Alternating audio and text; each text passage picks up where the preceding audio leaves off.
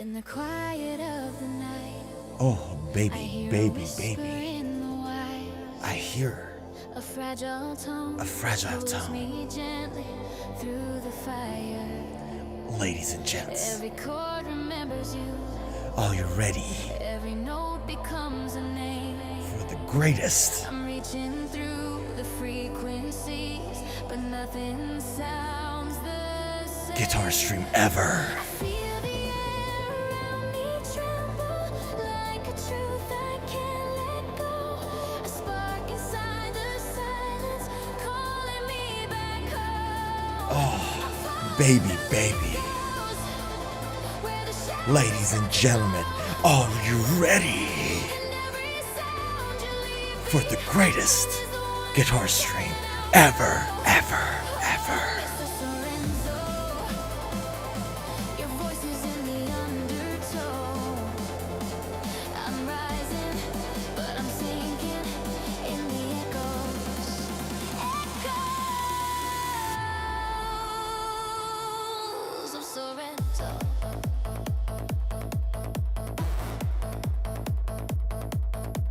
Sorenzo. Woo!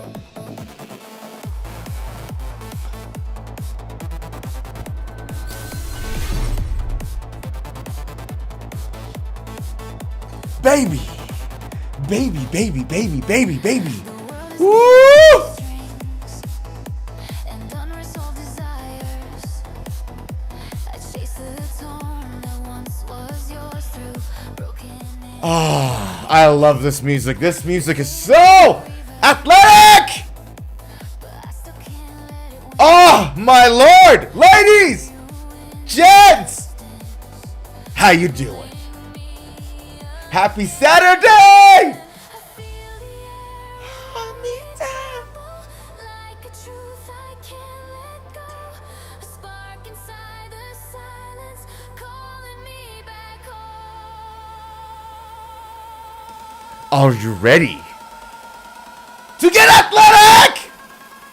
I'm falling through Woo! Whoa, whoa, whoa, whoa, whoa, whoa! This music is killing it! Our new music is killing it! We like that a lot! Oh, Mr. Sorenzo! Oh, yeah. voices in the undertow. I mean, what more can you ask for than your own personalized music? I like it. Ladies!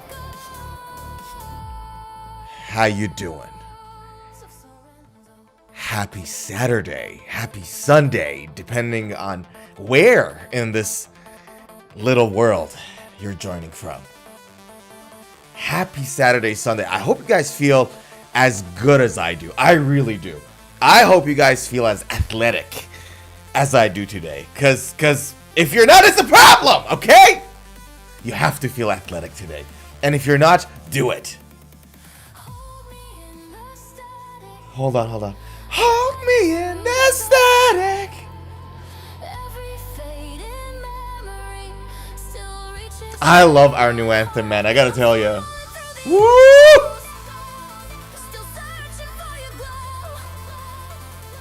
And every wave that crashes in reminds me where to go. Mr. Sorenzo, I'm lost inside your room. Oh man, this is so good. This is really killing it for me. Drifting in the echoes.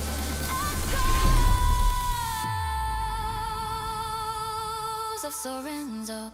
Woo! Baby, baby, baby. All right, I gotta tell you guys, I'm in a good mood today. I am in the mood. We have an awesome stream with a kick-ass docket today, ladies and gentlemen. First, we are talking Black Friday trends because everywhere you look at online, on the news, everywhere, everyone's just that. Like the only thing online in the guitar world today is Black Friday sales. Everywhere you look at is Black Friday sales. So that's all we've got for Black Friday. So we're going to talk about that a little. And then after we analyze the trends a little and after we, talk about the stuff there, we're going to go and talk about a really, really interesting electric guitar by Reverand Guitars. It's a Telecaster model, which we're going to talk about. Then, ESP LTDs threw out two 80s style electric guitars. They're really interesting. We're going to have a chat about that. I'm going to tell you guys two crazy story about a drama I had. So I sold two guitars this week, and things turned out to be a little dramatic. We're going to talk about that. And then we're going to finish it off by talking about Sidewired pickups, which is really interesting. So, are you guys ready to get the party started? Are you guys ready to get our docket started? Ladies and gents, let's go. Let us go. Let me just play something a little nice in the background for the mood and the vibe. Okay? And then we're going to start. And I had it all prepared. I think I might have accidentally literally closed it. I had everything prepared and ready to go.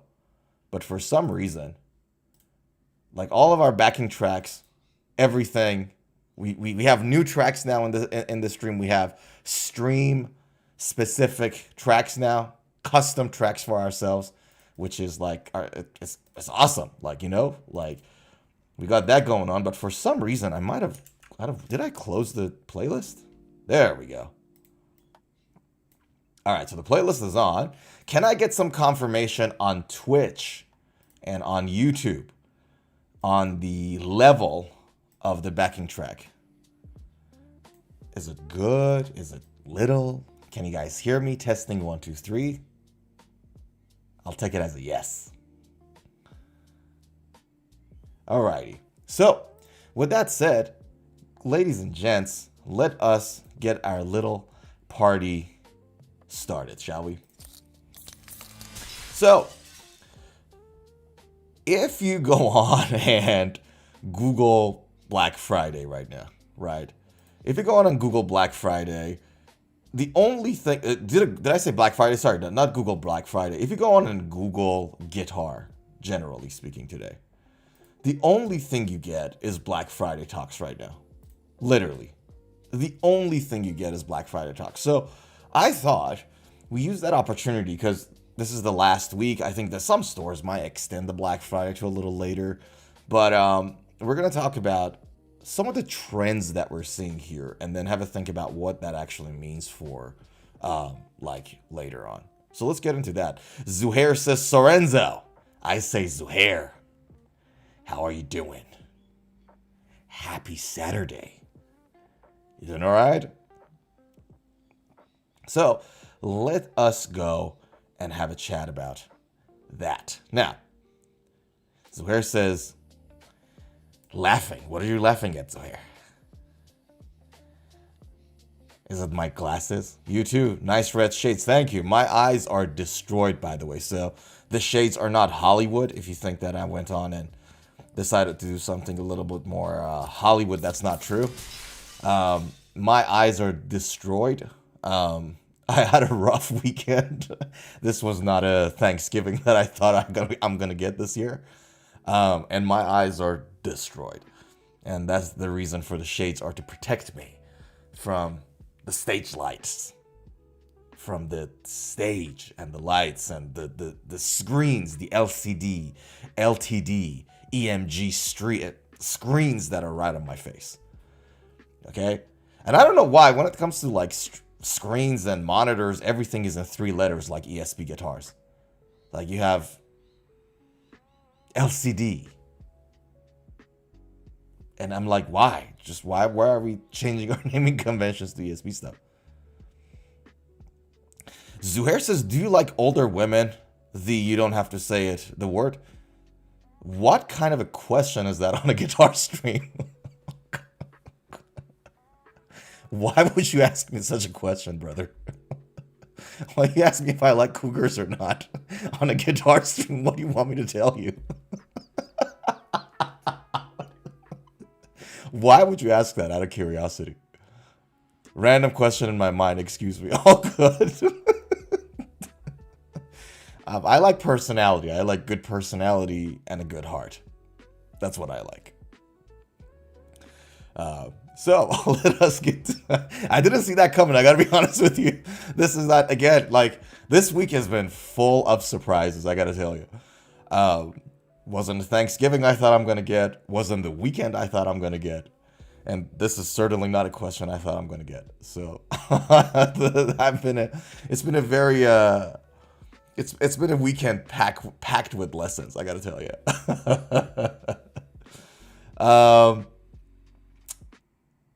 Let's get the party started. So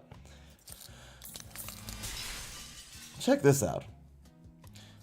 When I look at the most popular stuff that is going on Sweetwater right now, similar to what we had over the past 2-3 weeks, right?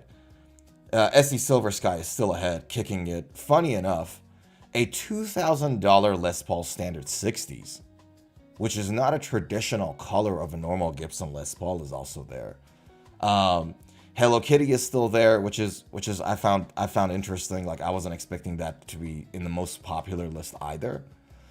Funny enough, Yamaha PAC 112V, the Pacifica model, also got it there, right here. And that was really interesting too. So really, it's really just Strats and Strat shaped guitars, with that are really getting it, other than this particular Gibson here, really, right?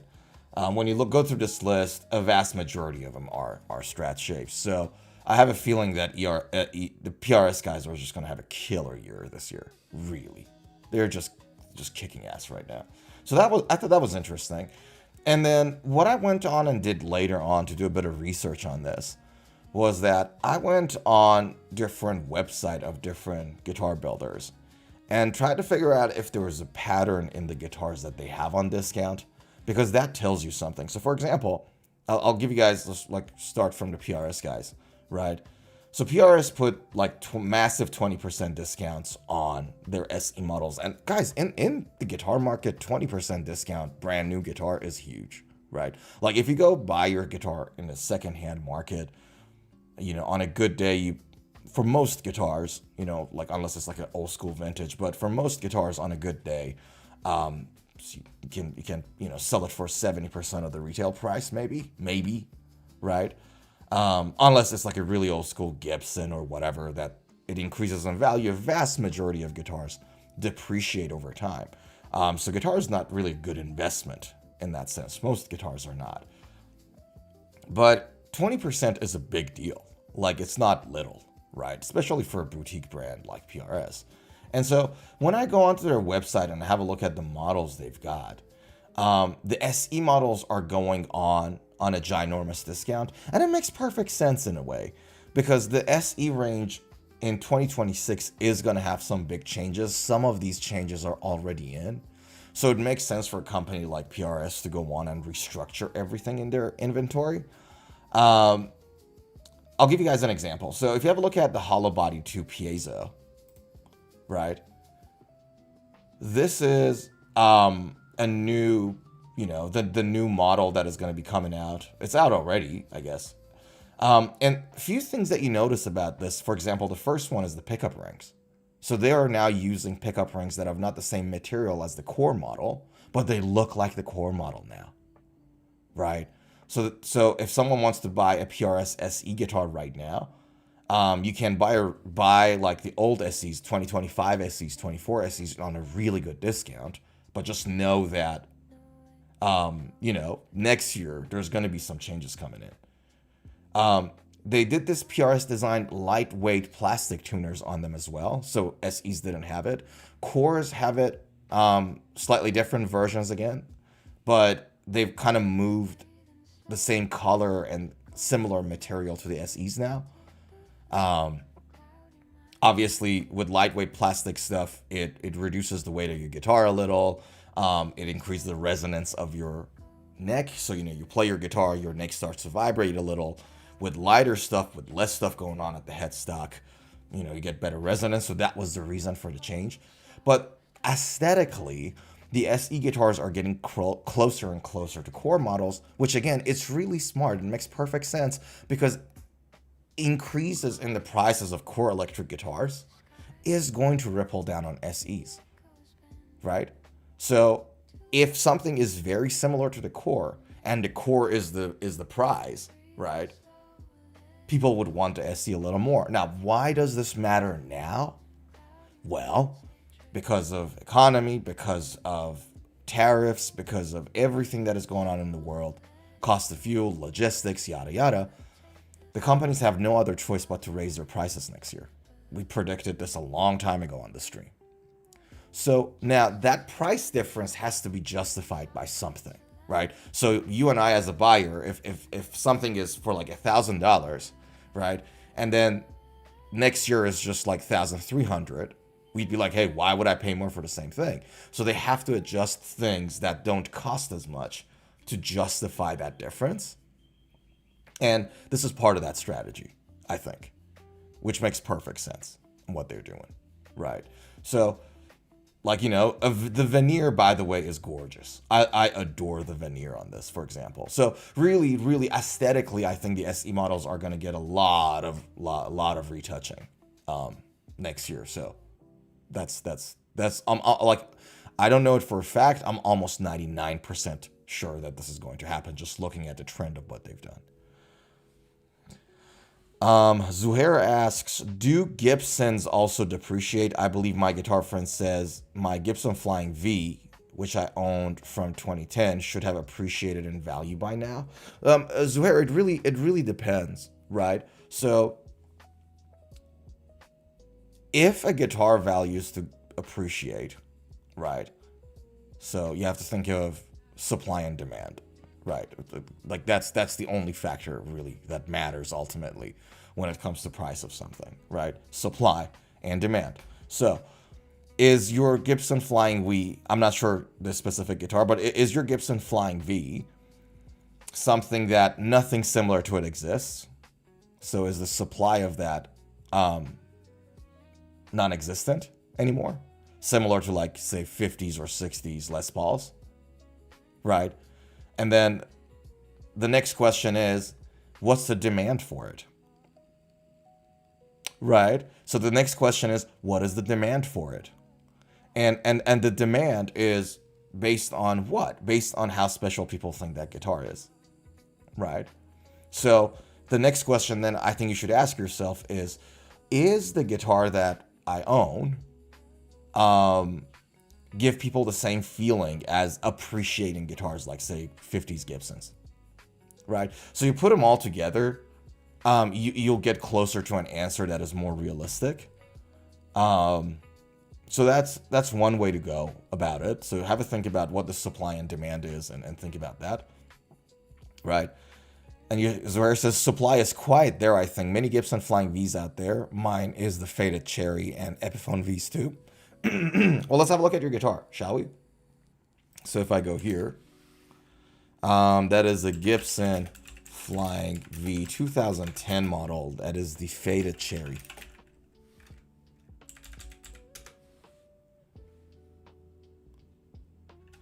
Okay. Is it, let's have a look, hold on. Is it this one? Zuhair? Is it this? Not 2010 model. I just had it from 2010. Okay, so what's the year on it? Do you know?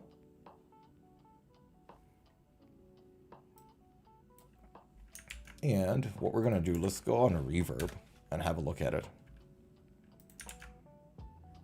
I'm just going to remove that. Give me a second. Okay, yeah, sounds good.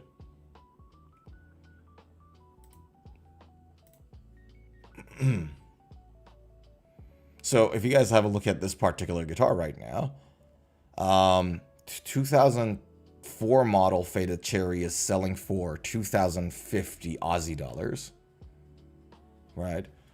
And so if I go on Google AUD to USD and I change this to 2,050, that's like $1,340, right? So I don't know what the buying price for this was.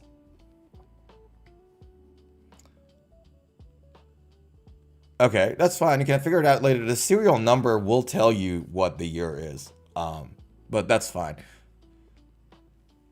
Okay, so that guitar, yes. So I'm just looking on Reverb right now. The 2004 model, right, from Japan in a very good condition, is selling for 1,340 US dollars. $1,340, right? Now, mind you, that on Reverb, things are much pricier than what you would get in a local market, right? So if you are to sell your guitar locally, you can't sell it for this price. There won't be that many buyers for it. Usually, secondhand stuff on Reverb is much more expensive, in my experience. I've sold, in fact, like I've sold so many guitars on the secondhand market this week. Just this week, over the past 4 days, I sold 2 guitars in the secondhand market. I sold 2. I can tell you for a fact that the selling price on Reverb and the secondhand stuff is much more expensive than what you can do in the local market, which, by the way, a tip for you guys, anyone who's watching. If you want to buy something secondhand, go and buy from somebody local. Even if you have to drive, like, say, an hour or whatever. For my Nuno N4, the limited edition one that 25 of it was ever made, I didn't drive. I sat in a bus for 2.5 hours to go and buy it. One way. So round trip, it took me about 4 or 5 hours to get there. But it was so much cheaper than what was on Reverb. Significantly cheaper. It wasn't even close. Buy from locals, sell on Reverb. Is that it? Yes, but then you have to understand that selling on Reverb has its own challenges, right? For example, you have to then pack the guitar properly. Then if there's something wrong, there's a dispute with the buyer, you have to figure it out online as opposed to just talking to that person. You're more likely to have issues in a lot of ways because if you go to local, sell on local, the person who's buying it, they can touch and feel the guitar and inspect it and see if they're happy with it or not. Do you know what I mean? So it's not as simple as that. But just looking at the price factor only, right? It's much more expensive on Reverb. It's cheaper in the local market, right? That's the reality of it. Now, the way Reverb works, for those of you who haven't bought or sold anything from Reverb, what happens is that the buyer pays for the guitar. So the buyer starts communicating, send the buyer a message. So for example, if I was to buy this guitar, I would click on it. I would come and, obviously check out the images and read the description to see what is up with it. I have some questions, so I will reach out to these guys. I'll message them on this app, on the website. Once I do the messaging and everything is there, I'll make an offer. So if I'm happy, or I can just buy it now. So if I'm happy with the price and shipping, I'll just buy it now. If I want to negotiate it, I'll make an offer. Let's just say they accept it, right? Then what happens is I have to pay the money first, and it goes on an escrow. So Reverb holds that money now, or a third party, depending on the country that you're in, right? So the money is now sitting on a third party. The buyer doesn't have it yet.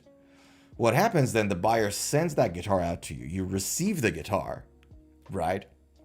And then you figure out if everything is as expected, if you're happy with it and all that, you confirm it. Once everything is sorted out and resolved, the money gets paid out, right? That's essentially that's the gist of it. There are differences in different scenarios. So for example, I bought one of the guitars here and the guitar had some minor issues on its conductive paint. So the guitar was a little noisy. And it took me a couple of hours to open the guitar and figure out whether it was it was the seller's problem or not. And it wasn't. The guitar was just an old guitar from 2005. So I gave the thumbs up and the money was out and he was good. But this is basically how it works.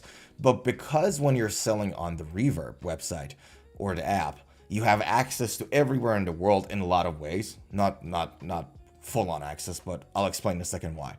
But because you get that access, you get to sell it for more expensive. And so when people are looking at your stuff, they're specifically, like if somebody goes into Reverb and searches Gibson Flying V 2004, that's a specific guitar that they're looking for, right? So you get to charge them a little bit more for that, right? Dorotio, back for my Maniacs, what's happening, brother? How are you? It is a nice guitar. And you know who has it? You know who has one?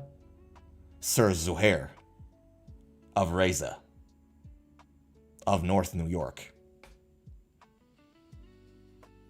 Or somewhere north of the New York. I don't know. In the New York City.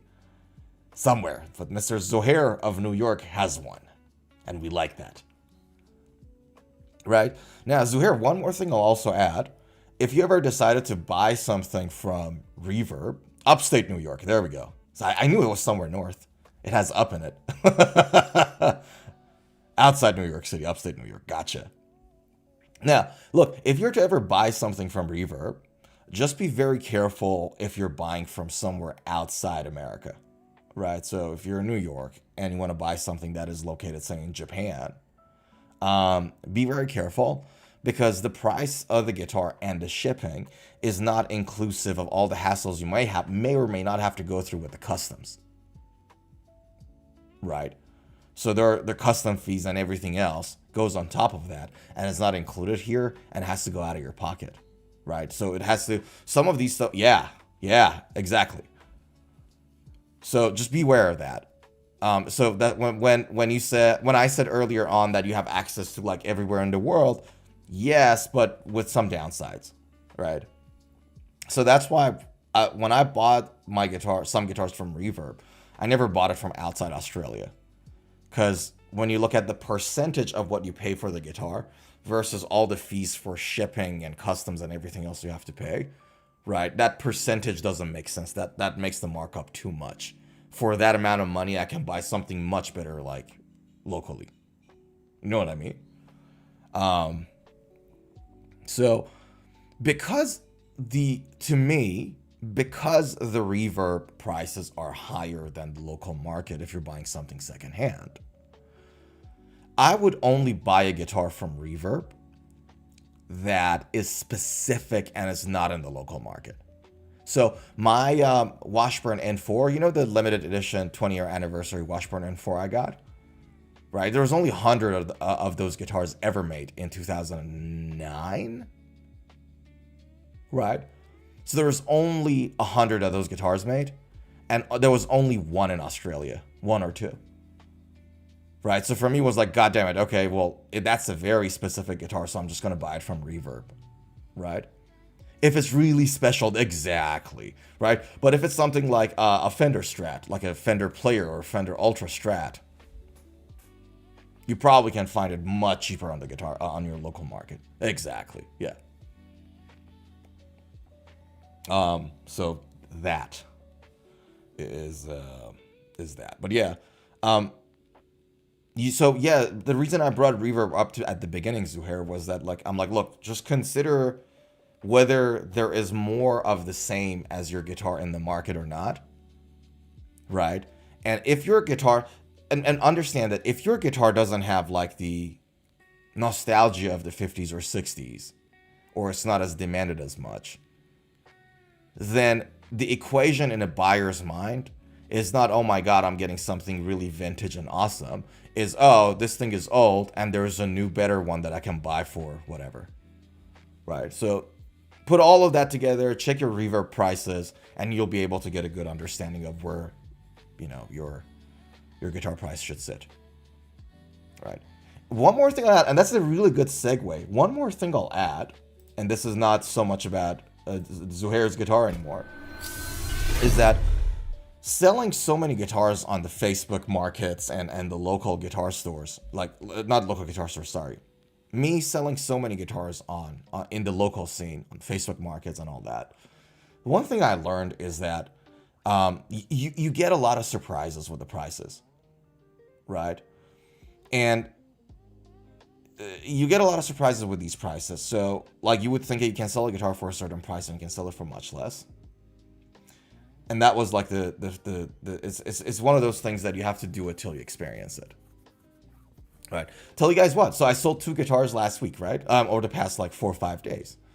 One of the guitars that I sold was my LTD Les Paul shape EC1000. And so the guy who messaged me, he's like, hey man, I got a collection of these. Like I have about 30 guitars and I have a collection of these. I have like 4 of these guitars already. And he sends me photos of the same and different colors of the same model. So I'm like, wow, okay. So I meet up with him near a police station, right? The reason, like, if you're selling something in a guitar market, I don't know about America, but in Australia, the police people, that purple-ish Les Paul, you sold it? Yeah, I sold it. Les Paul shapes are not for me. Les Paul shapes that don't have the body contours and bevels are not for me. I love that guitar. It sounded great. It looked awesome. The body shape made it not fun for me to play it, so I sold it. Yeah. So what I was saying is that in Australia, the cops, the police officers, actually encourage you to buy and sell your stuff in a police station. And I thought this is really smart because in Australia, what happened was that people were trying to, sell their stuff on Facebook Markets, for example, like locally, meet up with a guy and sell it. But then that guy turns out to be some sort of a thug. They would just like pull out a knife and steal their stuff. They would take the thing and run. You know what I mean? So much of these stuff happened. And so what the state government started to do was to encourage everybody to, go to the police station and do it. So this is actually a common thing now. It's not uncommon to do that. So whenever I'm selling a guitar, like it's, I don't know, man, $1,000 US, $2,000 US, like people have lost their head for a lot less than that. So what I do, I always meet up in a like literally at a police station, and then we do the exchange, right? So that's what I always do. Now, this is the funny bit of it.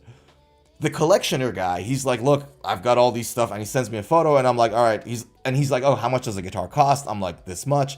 He sends me a photo of that amount of money in cash, like in notes. So he had it all on the floor in $100 bills. And I'm like, all right, this is weird. I haven't had that happening.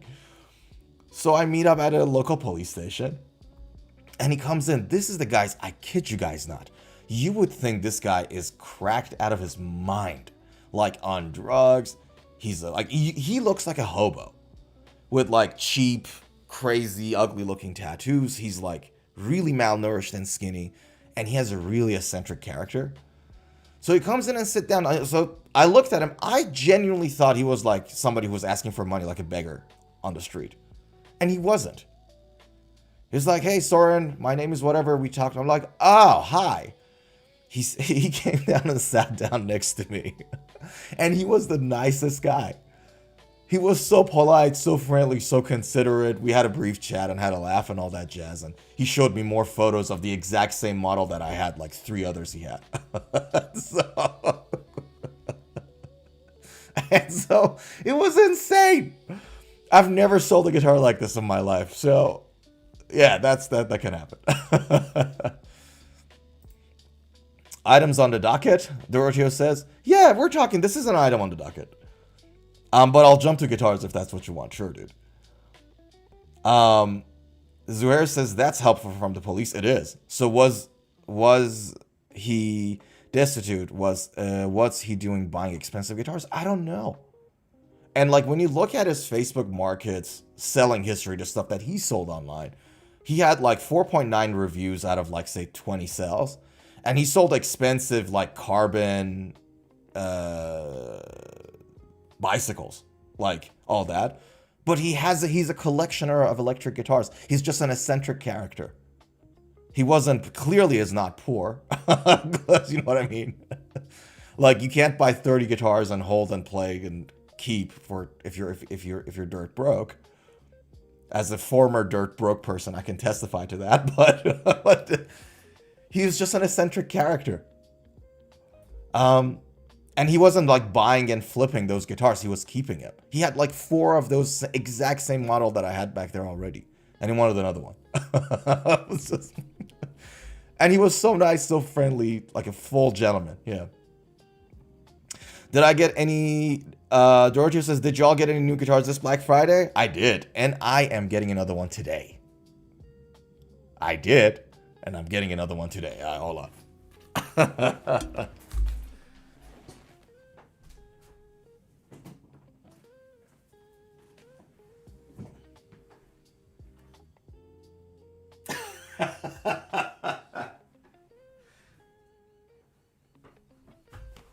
Yeah, so this is the one I got. But you guys know about this one. I'll be buying probably another one today. Yeah. Did you get any, Doroteo? Any plans to get one?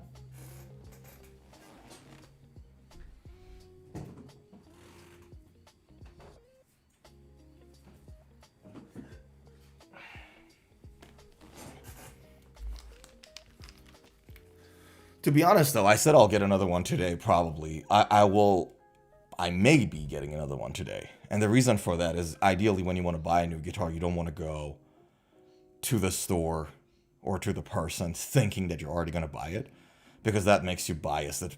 It primes your brain in not seeing the faults of that guitar. So that's never a good buying technique. As a person who bought and sold so many guitars, one of my best advices to everybody is that don't go to a store or to a person thinking you're going to buy a guitar, no matter how much you like it, because that makes you biased and you don't see the potential flaws in that guitar. By the way, in fact, I've already got a video scheduled for next weekend. It's already out, so it's scheduled for the next weekend. Advanced professional buying tips for guitar players. Guitar buying tips. So this is not beginner stuff that, oh, you know, this is Strat, this is whatever. None of those stuff. Advanced professional guitar buying tips. So if you guys are interested in that, I think there's so much to learn from that experience so that you guys don't make the mistakes that I made. That video is going to come out next weekend. Check it out. Dorothea, are you getting a new guitar? Zuhair says, not me, but happy for our host. Yeah, fair enough, man. Your time will come. It'll be your turn. It'll be your turn. It wasn't mine, and I waited, I don't know, 5-6 years till it became my turn to now fool around like this. Your time will come. Keep grinding, brother. Didn't you show us this last time? Yeah, I did. That's why I just briefly brought it out. Also, you don't want to let the seller shop know you're def buying. 100%. 100%. Look, if you go to a store and you're already salivating, it's over. Now, luckily, if you go to a reputable store, the prices are already there on the wall. So it's not like that a guitar is $1,000 and the guy says you're salivating and it sells it to you for $1,300, right? But yes, if you're buying something, don't go to the store salivating, because then it's over.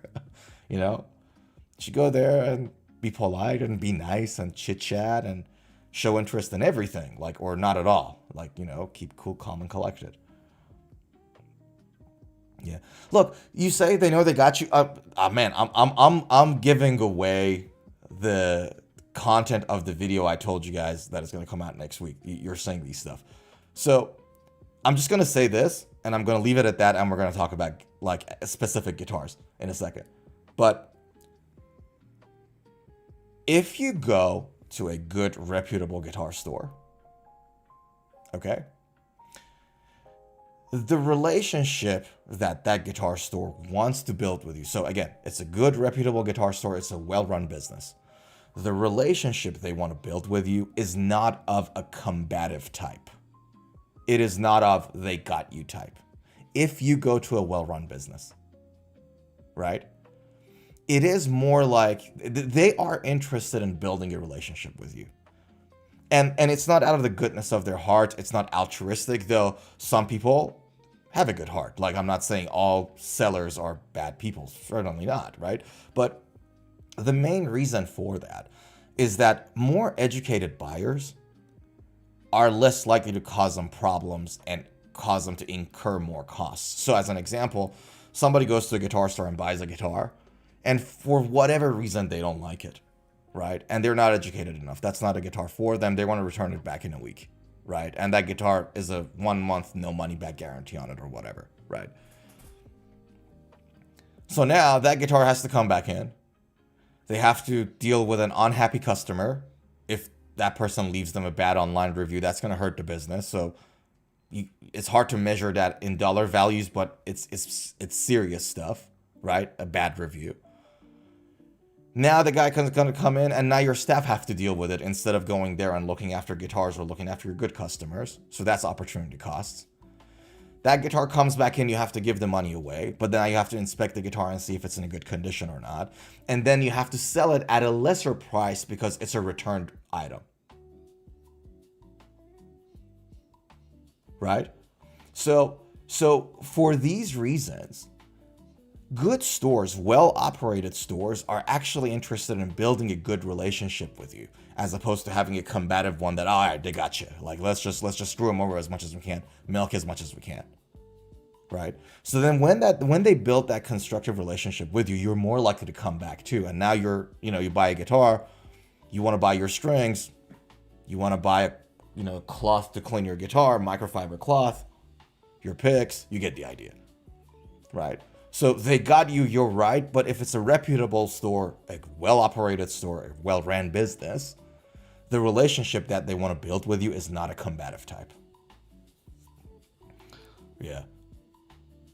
Doroteo says, this year in the US, there weren't that many Black Friday deals for guitars. Really? Dude, it's all, like, just go online. Let me share my screen. That's a fantastic segue, by the way. So, Sweetwater is killing it right now. There's so many discounts on PRSs, on Fenders, and on Gibsons. I don't know about Chapman's, which I know you're a fan of. In fact, well, might as well just check.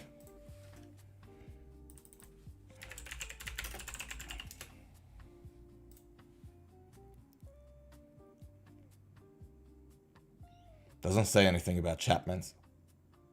Yeah. So I guess not Chapman's. But there's so much.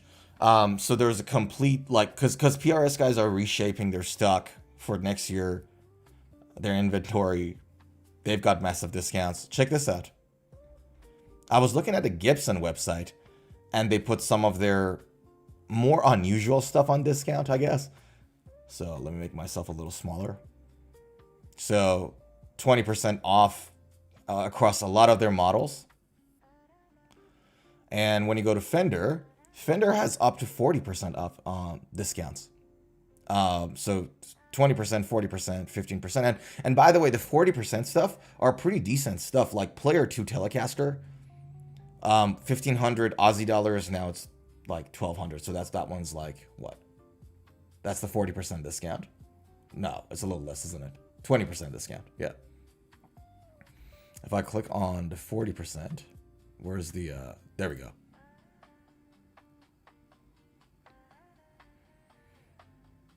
Nice Strats, limited edition, Jazzmaster, Japan Hybrid. So the Japan hybrid stuff didn't really sell well this year, did it? They put them on 40% discounts. And this is a Japan-made hybrid 2 Telecaster, for example. This is a decent guitar. So there are good deals out there. Not every company puts ginormous deals like this, but the big boys still got their deals going on. Yeah. Yeah, Zuhair says Fender deals seem to be better. I agree with you. Fender deals are a little better this year. Just researching the websites crazily. Like I spent a few hours on these websites. The thing with Gibsons is that the stuff that are on discount on the Gibson website are not the stuff that they usually sell, like the colors especially. So if you have a look at the colors, these are like exotic looking weird colors that you don't, when you think Gibson, you don't think these, you think like Sunburst, Smoke Burst. Do you know what I mean?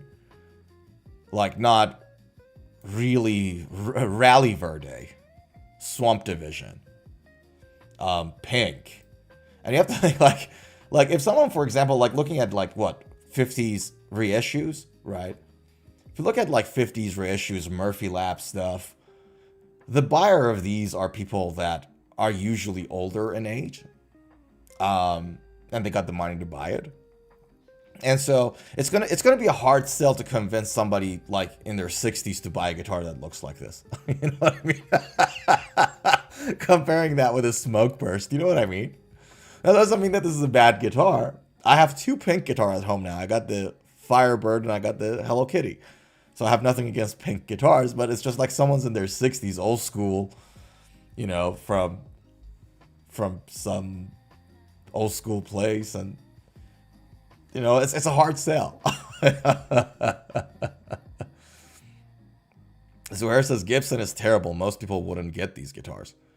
Terrible in what way? You mean the price tag is terrible, or you think they're bad guitars? The brass mule is super though. This one? Yeah, it's insane. The look of, you really like shiny Les Pauls, don't you? You were just surprised that I sold my LTD, which was a shiny Les Paul. You really like the shiny Les Pauls. Yeah, learning more about you.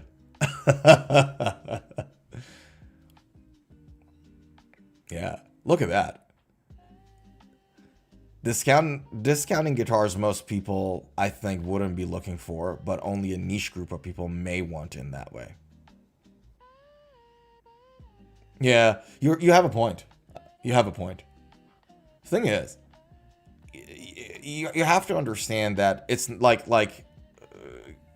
reissues, like 50s reissues, US made Gibson guitars, Murphy Lab. These are not like ordinary guitar buyers, right? These are people that are willing to put serious money into stuff. So it's a smaller set of the guitar buying population. So, but I mean, but are we surprised? Like, are we surprised that this guitar is not selling out? You know what I mean? Killer Gibson, but pricey. I agree with you. I agree with you. This is one of the things. Can I tell you something, Doroteo? This is one of the things that I wish it was different about me. That I really like the Les Paul shape, and I don't mind the Gibson sound at all. I adore this pickup on the Firebird. So my guitar has the exact same pickup as this 63 reissue. That Epiphone is a custom shop inspired Epiphone, so it has the exact same US made reissue pickup. I adore the sound of that. The problem with Les Pauls for me is that physically I just don't find it easy to play with them. For some reason, the shape, the boxy shape of that guitar doesn't sit well with me. I did my best to love Les Pauls. Like, I wanted to like them.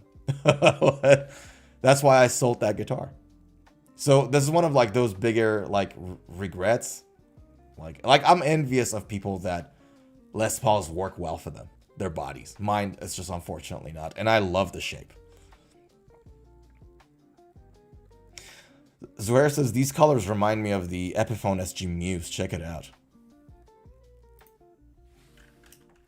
Epiphone SG Muse. Ooh.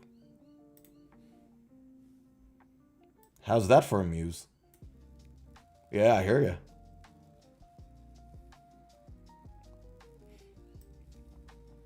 Yeah. Yeah, some of these like bright fancy colors, right? I see what you're saying.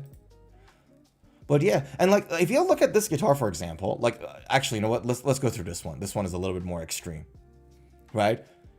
So it's on a really good discount. So it was like 6,100 Australian dollars, I think, and now it's 488. So it's about like just about 4,000 US dollars, I think, 3-ish, 4, right? Aside from the colors, right, and the aesthetics of that guitar. Check this out. Nitrocellulose body finish, maple top, mahogany body, classic Les Paul, right? Rosewood fingerboard, 22 frets, set neck, nylon material for the nut. By the way, this nylon material, you might think, oh, like if a guitar is like $6,000, why is it nylon and not bone? I made that mistake in one of our older streams. It's because it's a reissue. They want to make it exactly like the way they were made in the 50s. And in the 50s, they weren't using bone nuts. They were using nylon. And so because this is a reissue and they need to be, consistent with what was produced in the 50s, that's why they use nylon as the nut material. I made that mistake earlier in one of the older streams. I think we were talking about Dave Grohl's white guitar, the limited edition one that Gibson produced. That's why they do it. Is nylon better or worse than bone and Graphtec nuts? Better or worse is subjective. In my opinion, bone nuts are better. And the reason for that is that the bone nut is denser.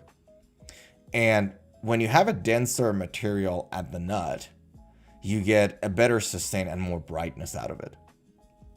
As a rule of thumb, right? Now, obviously, sustain and brightness is a multi-factor thing, right? So many things come together for the final output of the guitar sounding with good sustain and brightness, right? So this is just one factor. You can't just point it out, and you can't just say, all right, you know what, it's bone nut, so it's like everything's going to be better. It depends on a lot of different factors. But just looking at this one factor, I think bone nut is far superior than nylon because it sounds brighter, and nylon dampens the sound. Take the brightness away, makes it a little bit more muddy. Yeah. I used to get like, not long ago, I didn't know this. I very recently learned this, that's the reason why they use a nylon. Because I used to get upset. I'm like, how the heck you have a $6,000 guitar and you have a nylon material in the nut, right? If you have like some sort of a nylon or plastic for your tuning pegs, like the wings, makes perfect sense. Because you're trying to take the weight away of your headstock so that you get better resonance out of your guitar neck, right? But nylon, for like, well, couldn't you spend like $10 more and get a better, like whatever the dollar difference is, $50 more to... I used to get really upset, but that's the reason why they do it. Yeah. Profile is a chunky C shape. Surprise. Not really, right? 12-inch radius, medium jumbo frets, mahogany neck, not with 4285 mils, 24.75-inch scale length. So this is like textbook standard 57s Les Paul, cream of the crop, right? Bridge pickup is the 500T, neck pickup is 496R, three-way toggle. You know what I mean? This is like as classic and as old school as a Gibson Les Paul. That's like gold standard, right? But just because of the color, that's the turn off. Yeah. Zuhair says it's like having a $1,000+ guitar with a basswood body. Ew. What don't you like about basswood? Basswood is not that bad, dude. I'll give you an example. That's a bad example, but like one of the issues with a piece of wood, like for example, ash, right? Ashwood. Ashwood is really unpredictable when it comes to its weight, right? And the reason for that is because you have different type of ash. You have swamp ash, which is nice and light, and then you have northern ash, which is heavy and dense. It's very similar to oak in a lot of ways, right? Now, depending on the type of ash you get, and then depending on where the geographic location of the tree is, depending on which part of the tree that slab of wood is cut from, how much water it retains and all that jazz, there's massive differences in the weight of that guitar that is made out of ashwood. And that's why, like, for example, some of the older Fender stuff that were made out of ash were so inconsistent with weight. Some of them were weight relieved and still they were heavy, right? So they were really inconsistent. Basswood is much more stable in that sense. It's not as stable as mahogany and maple. It's not as stable as alder, but it's more predictable than ash. But you got to tell me, what is the problem with basswood bodies? After I play our playlist again. There we go. Zoris says, always like mahogany and alder bodies in my expensive guitars and don't personally know if or why basswood is bad, but only cheap guitars, budget guitars seem to have it. Fair enough. Yeah. So anyways, I think this was really what I wanted to bring up in terms of like discounts that we had on Black Friday. And I just left this page on here just to show you guys everywhere you look for guitar news and gear reviews and anything that helps you to do some market research. It's all Black Friday. And I'm like, this is boring. So the question then for me was, what can I do to make sure that we have a really interesting discussion? I had to search a lot for this. Like, I had to search quite a bit. And I thought Doroteo is going to actually love this. I thought Doroteo really is going to like the next item on our docket. You know why? Because we know Sir Doroteo of Texas really likes 80s stuff. So check this out, dude. I actually thought of you. When I saw it, I'm like, that's an interesting guitar. And it instantly made me think of you, Doroteo. Check this out. Wrong screen. Sorry, guys. My bad. Doroteo says, mahogany is my favorite wood body type. I hear you. Pretty good stuff. Yeah, one of my favorites too. I think it's safe to say. It's a really good tone wood, dude. It's nice and dense enough for you to get a nice warm sound and resonance. So I hear it. I hear your point. I agree with you. Zohair says, wow, you are the guitar? Was it at me? I didn't get the joke. Did I say something weird? I didn't get it.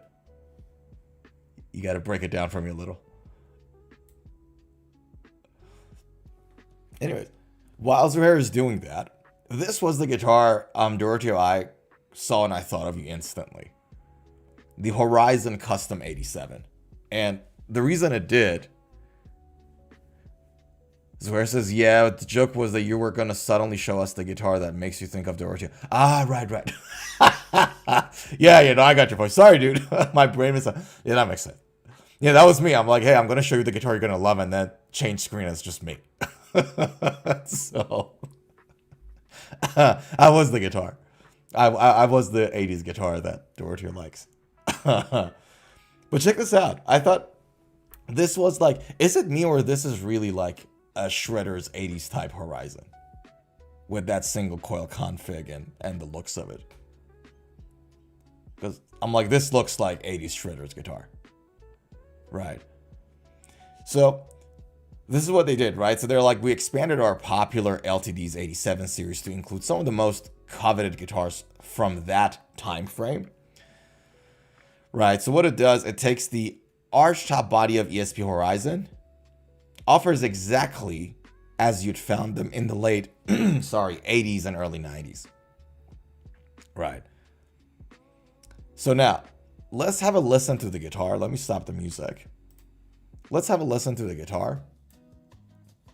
And then let's talk about the specs. How about that?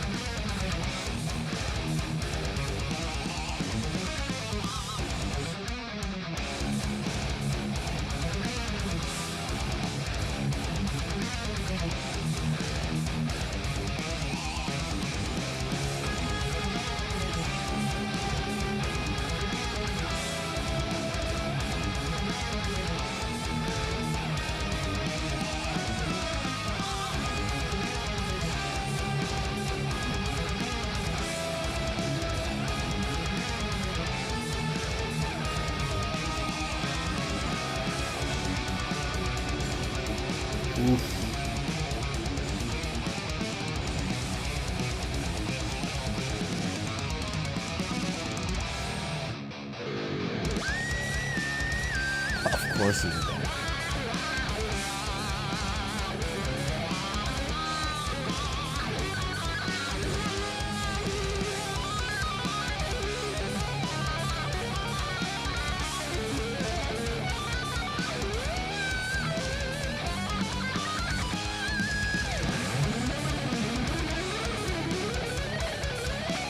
Ooh.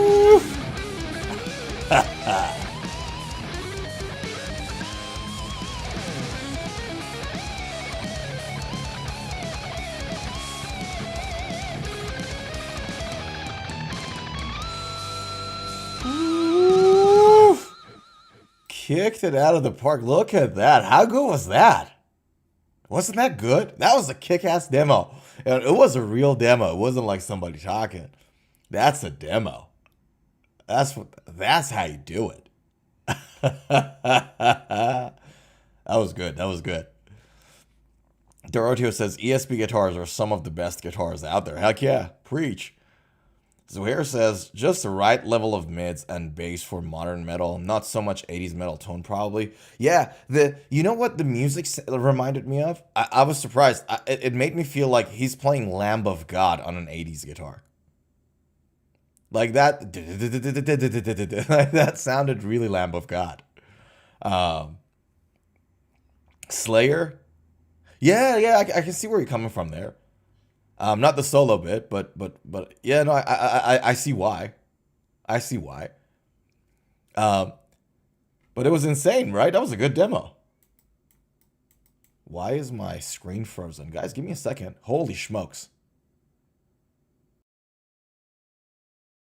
Bugged out. Can you guys hear me still? I think the PC just bugged out royally. Are we still online? Let me check our connection. Are we still on? Sorry, guys. My thing completely bugged in. You're fine? Oh, perfect. Thank you.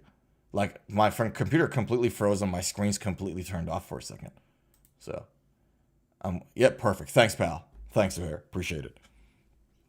So, nevertheless, yeah, but yeah, more Lamb of God. Yeah, no, but like it is very Slayer too. Like a lot of Lamb of God's work is Slayer inspired, right?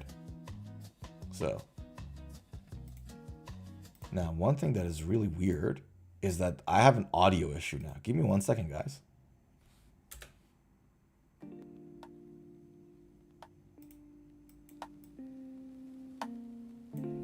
Wow.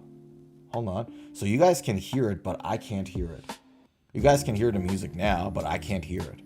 Something happened to this PC. Hold on a second. Anyways. All right, let's move on, and I'll check the sound in a second. Let me just play something in the background. And just mind you guys, you guys can hear the music in the background, and I can't. So if it's too loud, do let me know. I can look at the music, the meter on OBS and see how loud it is. But that's going to be a guess. If it's not good, do let me know. Because I can't hear the music right now. Okay. BG music is fine. Perfect. Thanks, man. You can't hear it? Yeah. I don't know why. Something glitched on the computer. Both screens went off and I came back live. And something on the audio side got screwed over, I think. So I'll check it after. But if there's an issue, please do let me know.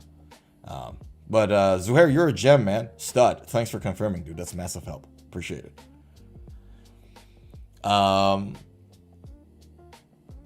So that was the guitar. So let's talk about the specs now. It is a neck through design. It's a real neck through. So LTDs, when they say neck through, unlike a certain company, Jackson Guitars, unlike a certain company, other companies, we don't know their names and all that. When they say neck through, it's actually neck through. And so, by the way, the second guitar I sold 2-3 days ago was the Jackson V that I had. You know, the white V I had. I sold that one too. Anyways, neck through guitar, 25.5-inch scale. It is an alder body, 3-piece maple neck. That neck is killing it. Macassar ebony, fretboard radius 350 mil standard.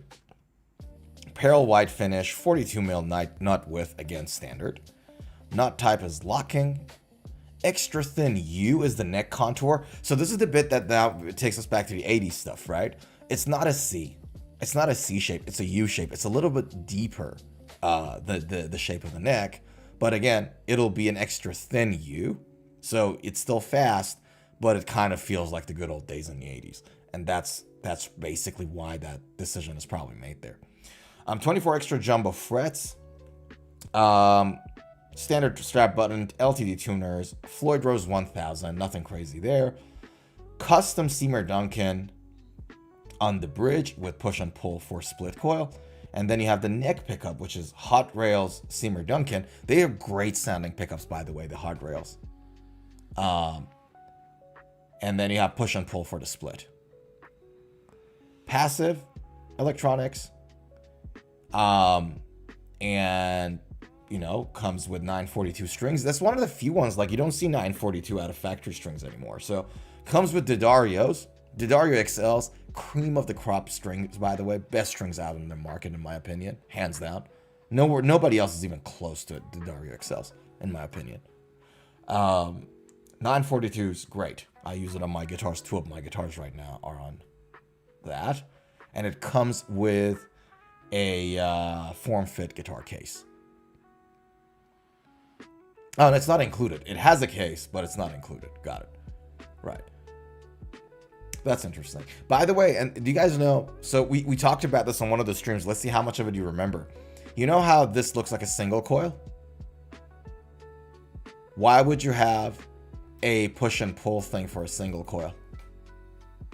Why would you have push and pull tone knob for a single coil? What are you splitting if it's a single coil? You guys remember we talked about this. Doroteo says definitely good specs. Oh, 100%. 100%. Great specs. The reason you have that push and pull for the Seymour Duncan Hot Rails is because this is a stacked single coil, not a single coil. So there is another coil right under it. That's why. Yeah. Treble and bass tones? No, so push and pull. So push and pull is for the coil split, right? Now, if it's a humbucker scenario, it's really easy. Like you would say, all right, well, you push and pull, and then you take one of the coils out of the circuit. With this one, it looks like a single coil, so there is no splitting, supposedly, but it's really not a single coil. It's a stacked single coil. So the coils, instead of being next to each other, are on top of each other. We talked about this. Yeah, it's a great specs on the guitar. I agree with Dorothy 100%. That's a superb looking guitar. So there we go. 80s shredders. If you like these kind of stuff, this is a really good one. I wonder how much this guitar is right now. Let's check it.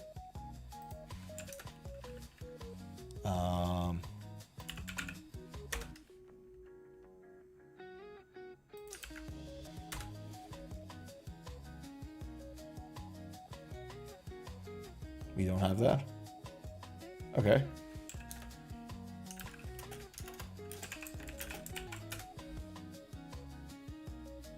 $1,500. It's for $1,500. What do we feel about this? A $1,500 Horizon with these specs. Do we like it? Do we think it's too much? What do you think, Dorothy? What do you think, Zuhair?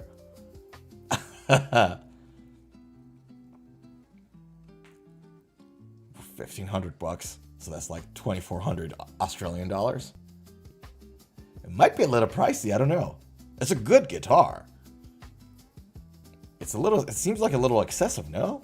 For $1,500. Zuhair says, "Shit, I failed." That's the pickup thing. Says, "I can think it's too much, but I'm not the one making it. I think you can probably get these specs and a guitar for cheaper." Yeah, I think so. I think it's a little pricey, just a little, but it's a great guitar. You know, look at that. And has a great, really nice contour for the neck hug. See this extra bump here? See that thing there? That's to sit here. So.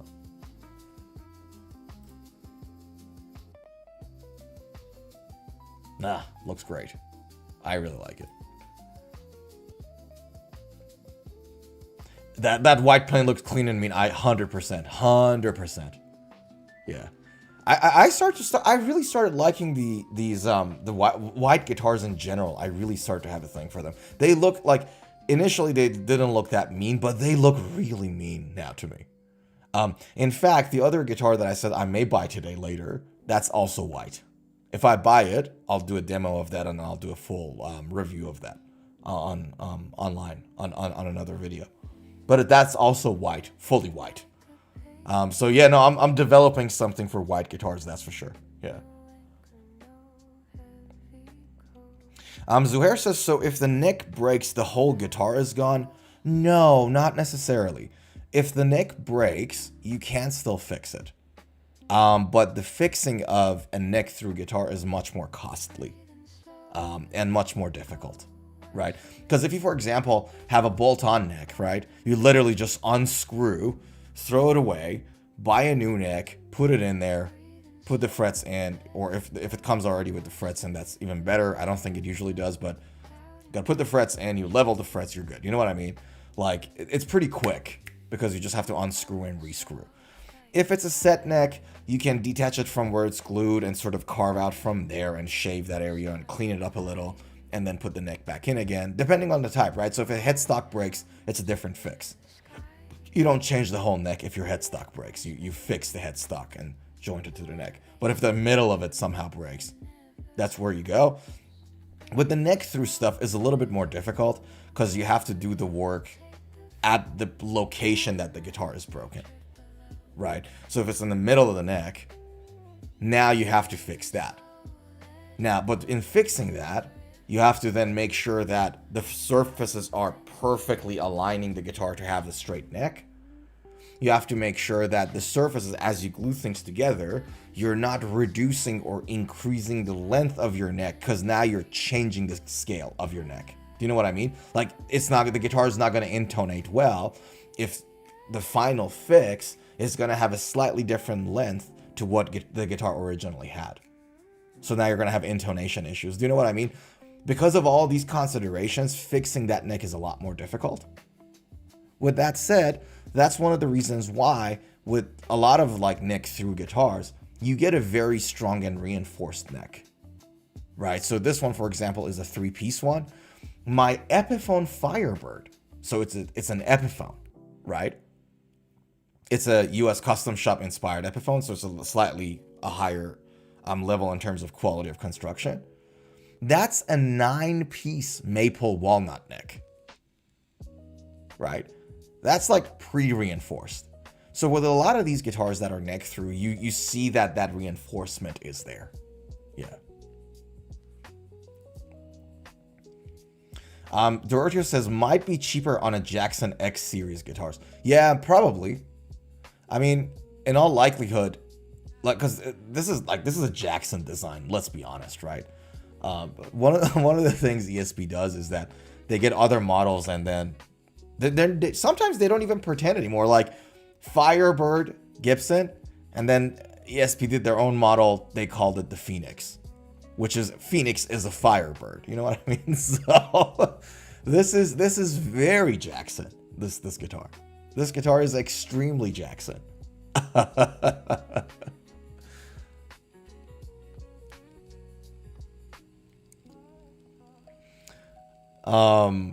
But you're right. It could be cheaper on a Jackson X. Well, I mean, with all the discounts that Fender is putting out there, I won't be surprised. Let's have a look. You know what? Giorgio brought it up. Let's have a look at it. So let's go to Sweetwater and have a look at a Jackson X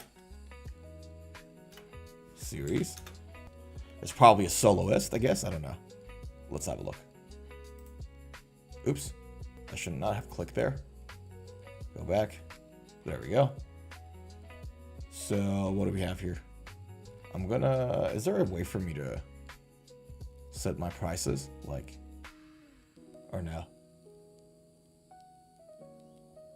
Okay, so that one was like $1,500, right?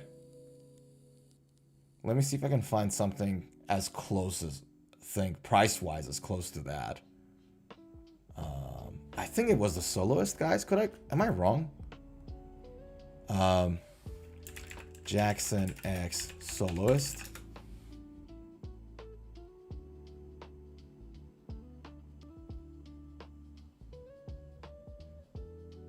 I think I'm wrong here.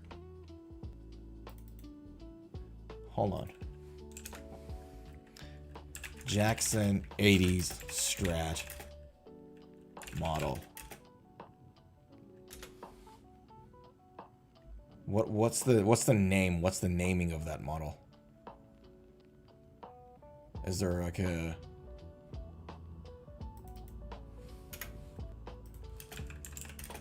stacked single coils? What is that model? Soloist SL1.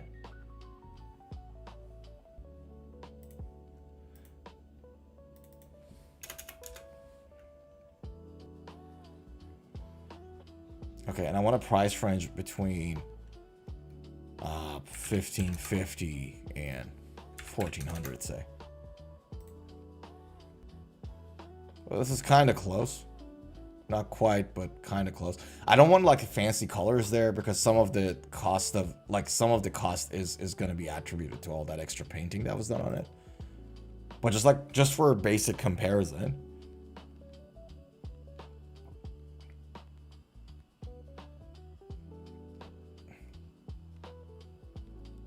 Neck through maple neck, right? So the neck is not as reinforced, Dorothea.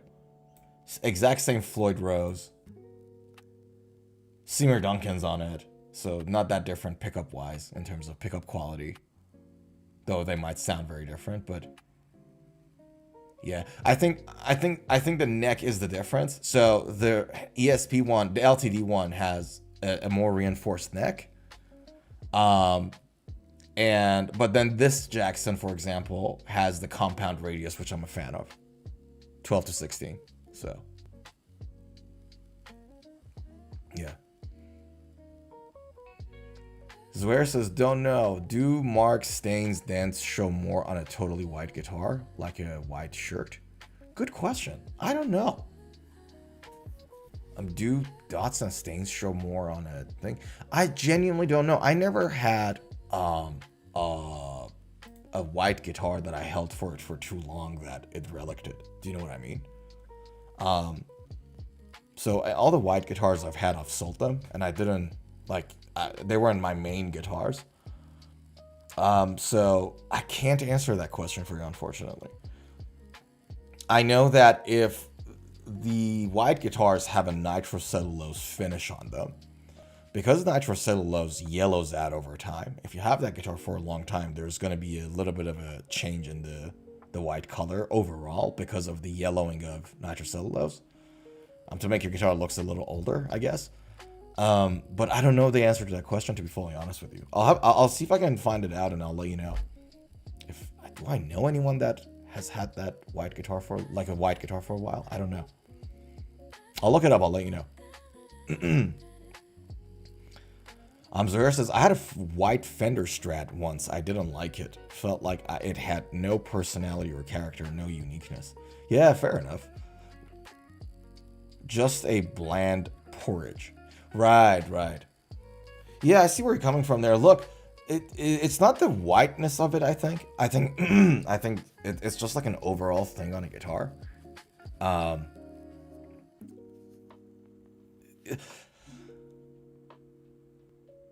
Certain guitars have characteristics that make you think about them in a certain way. Right? Like when you think of Fender Strat, for example. You don't think 80s shred. You know what I mean? And so then if a Fender comes in and does a Fender Strat with 3 single coils and try to make it look like this guitar, then something would be a little off. So bland porridge, I think that's an interesting, that's a good way to put it. I see where you're coming from on that. I just use that as an example, by the way, like Fender doing like 80s stuff. That was just like a hypothetical I threw out there to get my point across. Dorothea says Michael Romero from Symphony X uses a Caperson guitar. Okay. Give me a second.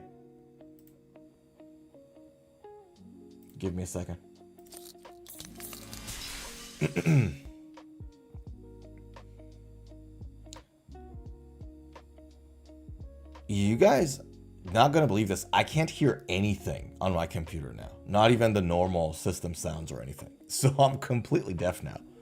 Give me 1 second. What happened?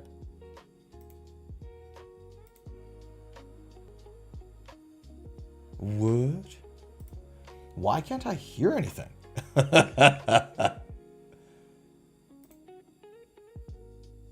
It's completely out. No, it's not a physical connection. It's at the computer level. It's something happening at the computer level. I have to probably reinstall the driver at some point. So I'll do that. Okay, so let me go and look for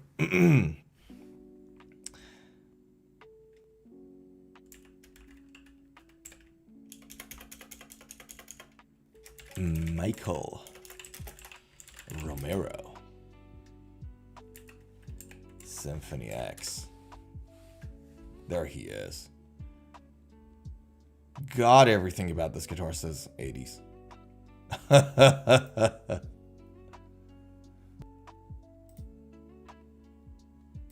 Here we go, Michael Romeo.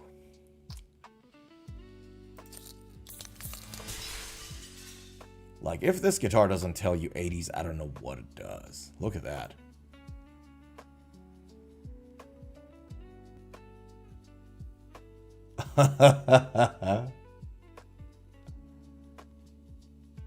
Look at that. Do you guys want to check that guitar out?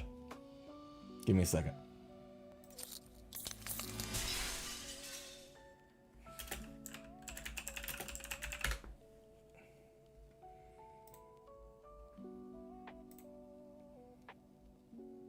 Check this guitar out. Here we go. Look at that. Woof. Oof, oof, oof. Look at that. Maple fretboard, by the way. Michael J. Romeo's signature. Comparison. Dorotio's Zuhair is like Star Comparison, Star Romeo. I probably mispronounced both of those names and I didn't notice it. This is I bet you. I don't know what happened that got you to do that, but I'm almost 100% certain that I mispronounced the name yet again. And you had to correct me there. Isn't that the case? Why do I know it's the case? Like, I don't know it for a fact, but I know it's true. You only said Romero, but Dorotio misspelled Comparison. Like, I knew I made some mistake. I'm so bad with names. Like, I do this all the time. I mispronounce everything. All the time. Names are the worst for me. So you put that star there, and I'm like, I probably said something weird. Thanks for correcting me on that, dude. Like, I need you guys to do that for me. Otherwise, like, I'm just gonna go on and just rant about things and all that. Doroteo says you're so chill. There's no other way to live life for me, dude. There's no other way. Can I tell you something? So you guys know that my grandmother passed away on Thanksgiving morning on Thursday. I got the news on Thursday morning, and when that happens, you know, when something like that happens, it makes you think, right? And it makes you just like think about stuff. And one thing I noticed when I was going through that mental process and just trying to figure things out and just, you know, go through it, one thing I noticed is that when I get old and somebody comes to me and asks me, hey, what are your top 3 life advices? What's like the top 3 thing that you'll think, like, that's the holy, like, that's it. Like, these 3 are the like the main stuff. One of those 3 is going to be the following: that there is nothing in this world that worth as much as your mental peace. Like, your mental calm and peace. Lack of conflict, just peacefulness in your mind. And just calm and peace in your mind. There's nothing in this world that worth as much. No amount of money. almost no relationship, like with any human being, whether that'll be family or partner or whatever, or wife, or husband. Because if you're not peaceful in your mind, you don't get to enjoy and appreciate any of those. You don't get to add value into a loved one's life if you're at conflict, if you're not at peace. There's nothing there that's worth as much as you being mentally peaceful. And I genuinely did my best to have that, like, in my life. And one of the perks of that, when you're comfy with yourself, is that you get to laugh at yourself a lot. And laughing is a good thing. We like that. Right. So yeah. Zoera says, hey, I said that. Agreed. Zoera says, how old was your grandma? Hope she lived to long old age. Reaching old age is a conquest in itself. Not everyone gets to reach old age. You're right. You're absolutely right. She was in her early 90s.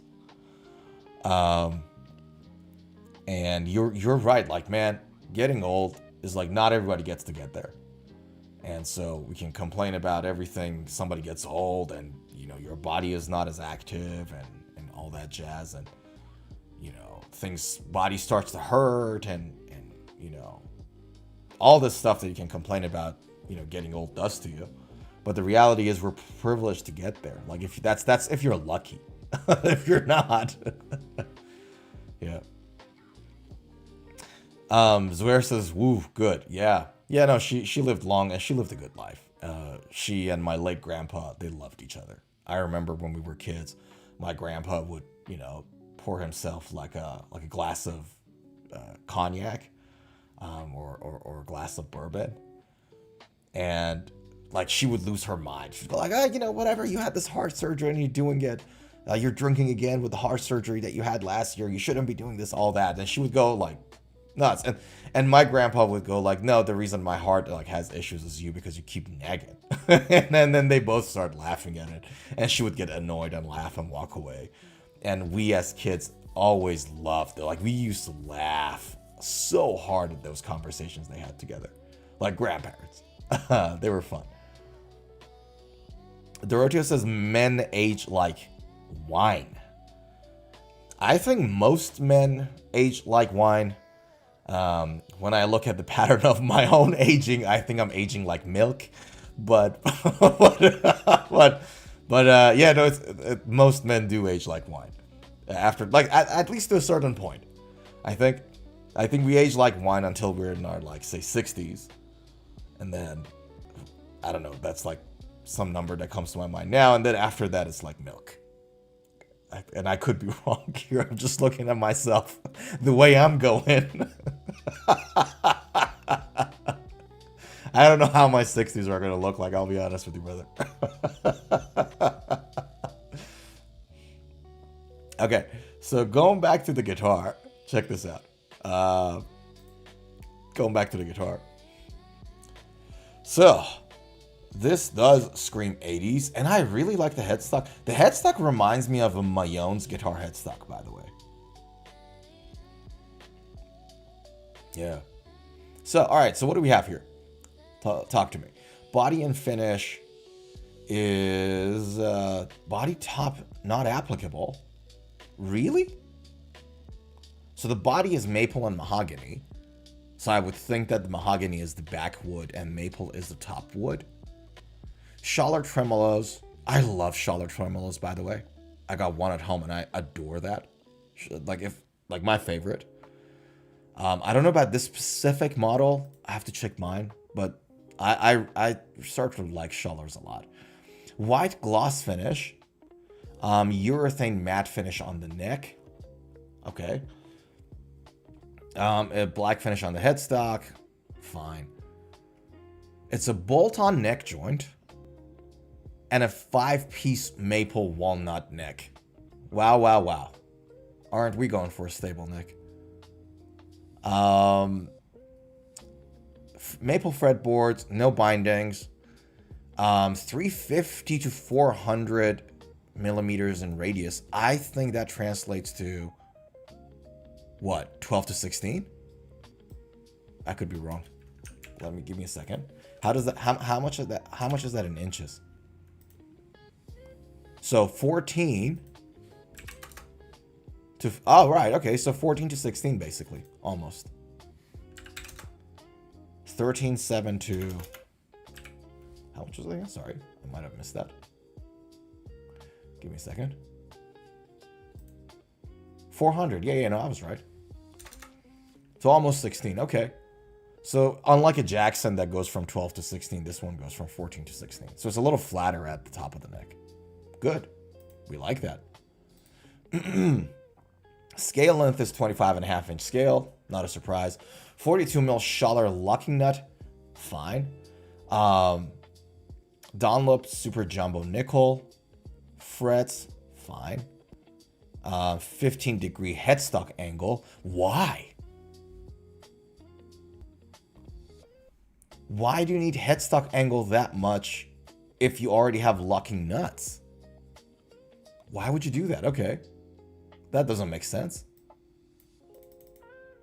Because the point of the whole purpose of having a headstock angle without string trees is to make sure that when you play the guitar, your strings don't pop out of the nut. But you don't have to worry about it that much if you already have a locking nut, right? So as long as you have a little bit of an angle in the headstock and that angle of the string is set up well against your locking nut so that as you close the nut, your guitar doesn't change tuning. As long as you get that right, you don't need to really angle it that much, but fine, I guess, right? Electronics and extras, DeMarzio to Tone Zone. Again, DeMarzio X2Ns.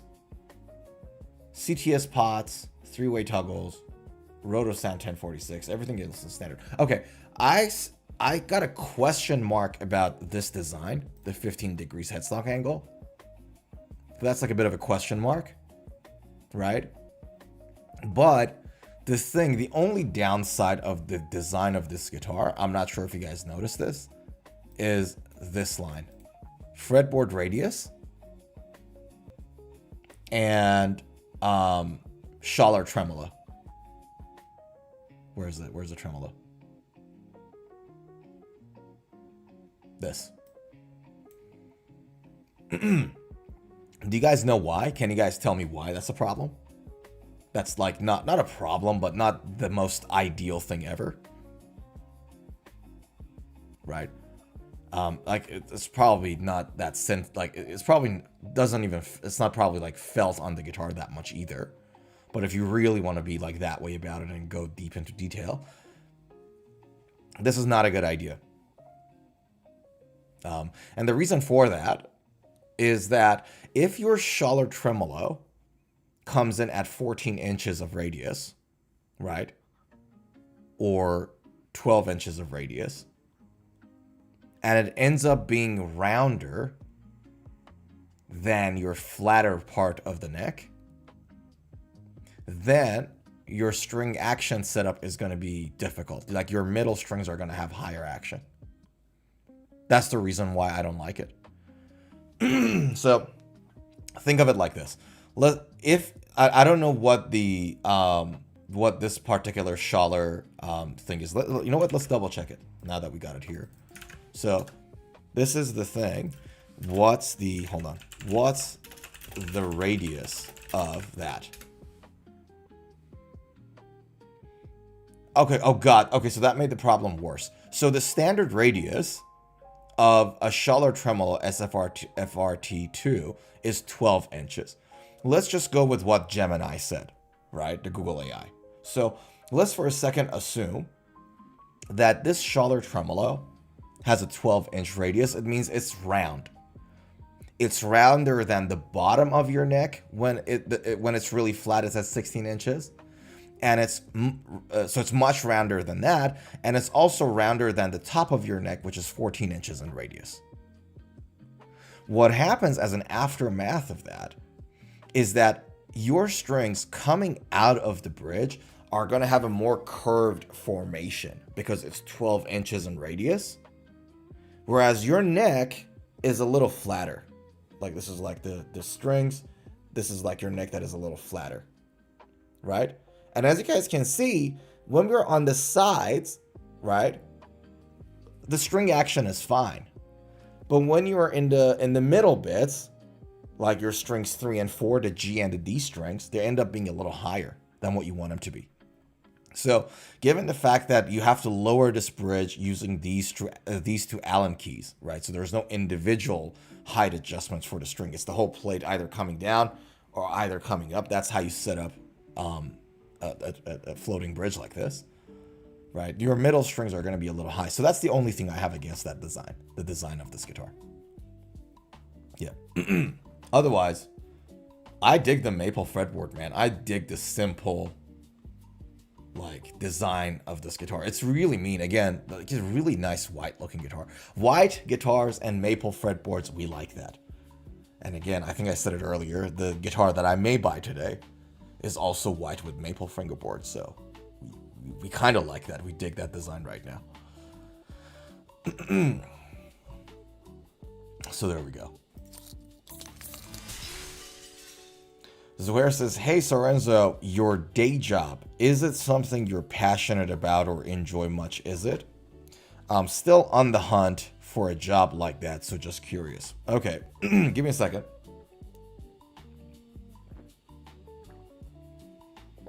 I will give you a word of wisdom from Dave Chappelle. Do you guys know Dave Chappelle? He's like probably the goat of stand-up comedy. The Chappelle Show, obviously, you know. Dave Chappelle is awesome. You guys know Dave Chappelle, right? Surely you know Dave Chappelle. Like, Zuhair, if you're in New York, you can go to a Dave Chappelle gig. That's like on my bucket list, right? I really, really enjoy Dave Chappelle's comedy, right? Not everything else. Heard the name? Check him out, man. He's amazing. He's very insightful. I am not a political guy so much, so I don't know about that part of the stuff that he talks about, but as a comedian, he's amazing. He's just awesome stand-up comic. He's a great storyteller. Anyways, some people consider him the greatest of all time of stand-up comedy, right? He's certainly in the Mount Rushmore. I'll give you a word of wisdom that I heard from him. That is, the story is that his wife tells him, Dave, you have a fun job. You're a stand-up comic. You get to make millions of dollars while you make people laugh and you laugh yourself, and your world is a world of jokes. So it's just all laugh and fun, and you made millions and you're famous and all that. So you have a fun job. You don't know what I go through. And Dave Chappelle responded back with, look, a job is a job. I'm fun. I'm a fun guy. But a job is a job. And not many people get that. That's what he said.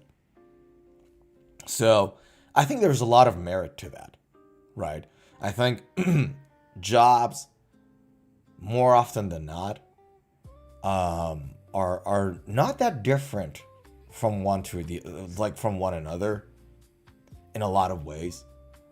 And the thing that makes a difference really is the people that you surround yourself with at that job. That's a really big part of it, I think, right? So for example, I'll give you an example. Not all the jobs are the same, right? So I'm not saying every job is like that. Sorry.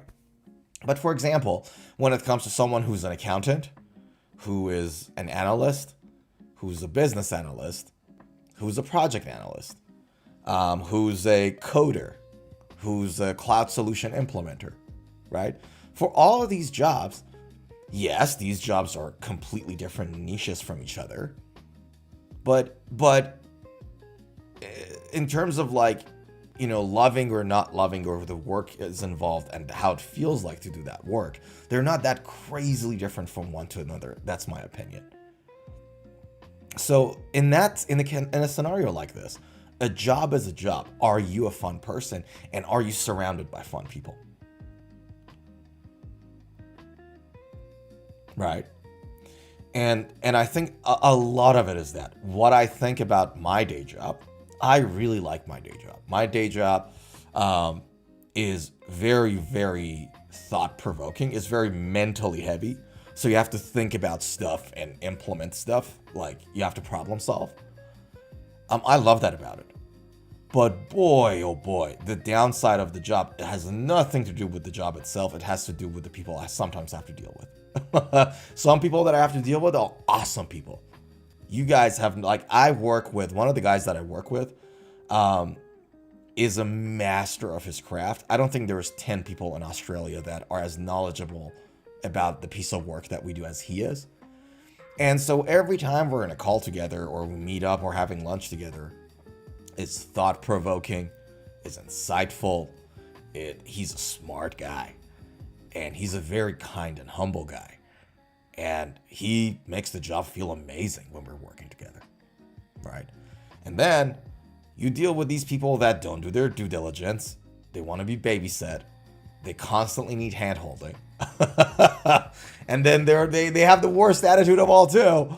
And then those are the days that you work that job and you're like, oh man, I'm sick and tired of this damn thing. When does it finish? Like, damn, there's like 2 hours left. You know what I mean? So a lot of a job, I think, is just the people that you surround yourself with. And you don't have that much control over it, right? So if you work for somebody else, then you have no control on, whatever. So a lot of it is luck too, but that's the thing. I'm not sure if I answered your question. Zohar says, since when do you dish out wise old quotes, Sorenzo? That was amazing. Oh, thank you. I usually dish out wise new quotes, not old ones.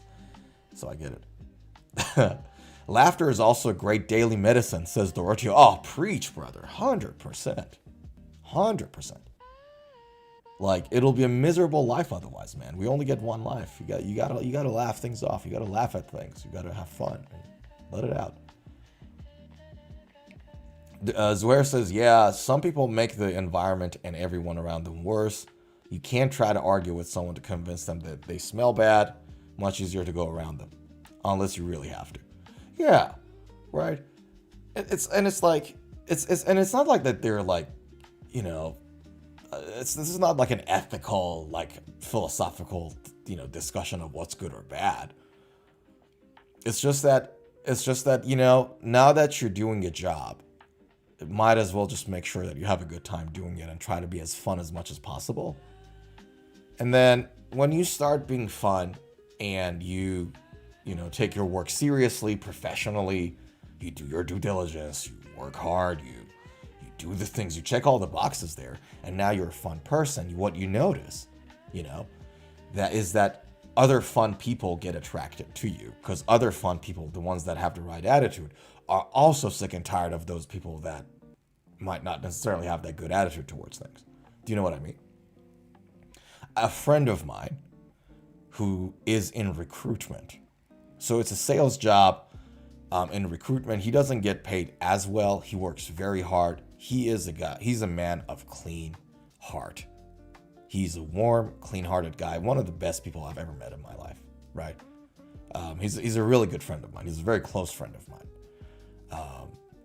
And despite the fact that his job is not like something that I would consider the greatest jobs of all time, because I've worked in recruitment before, very shortly, and I just couldn't do it.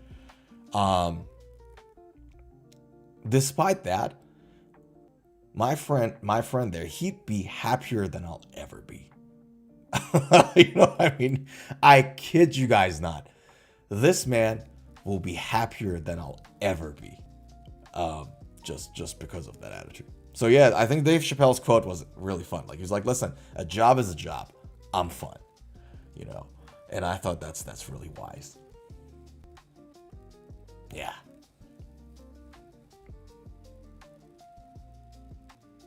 So there we go. I trust that you guys can still hear the music because it's ticking on my end. And I trust that you guys can hear me too. Dorotio says, having great workers is vital for having a great day at work. Environment is key. 100%. 100%. It's everything, man. It's everything. Because everything you do is in that context, is seen through that lens. Really, really enjoy our conversations and chats. You guys come in and spend your time with me. We get to have fun. I get to have so much fun. Believe me when I say I had a rough weekend and this is the highlight. Like, believe me when I say it. It's just takes me out of my life and I get to just talk with you guys and talk about things we love. Thank you so much for hanging out. This is Pepsi, nothing alcoholic. To your health, guys.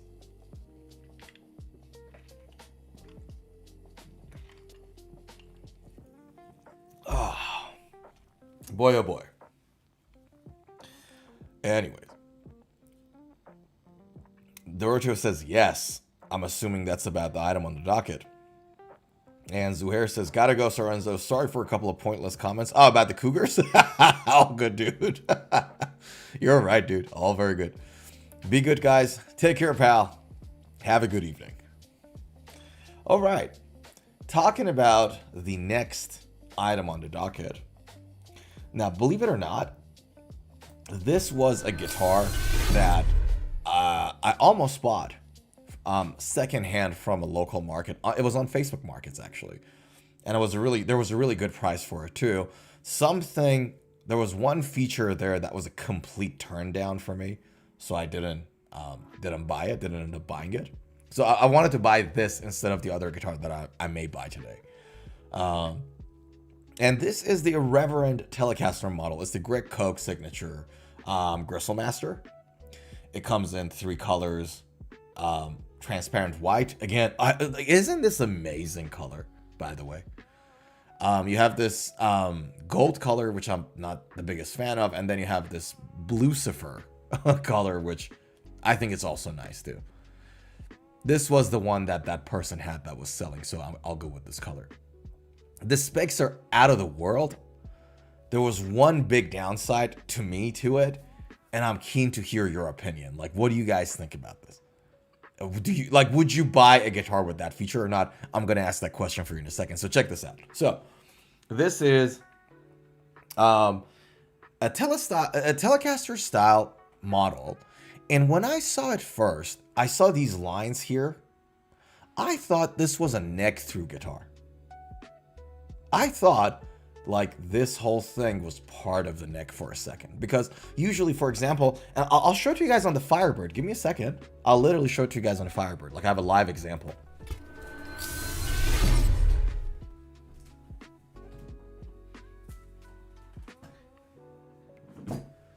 See this? So, see these lines here, guys? Here, I'll show it to you, like this bit. That's a bit too bright. Hold on. You can see it here, right? There we go. See these lines? This guitar is neck sprue. Like, so this is like one piece of wood throughout. And so this bit pops up because as the 2 wings are attached from either side, you know, they don't make them at the same height, and it gives the guitar the sort of a nice looking character, right? So it's not that uncommon for neck through guitars to have something like this, especially Firebirds, right?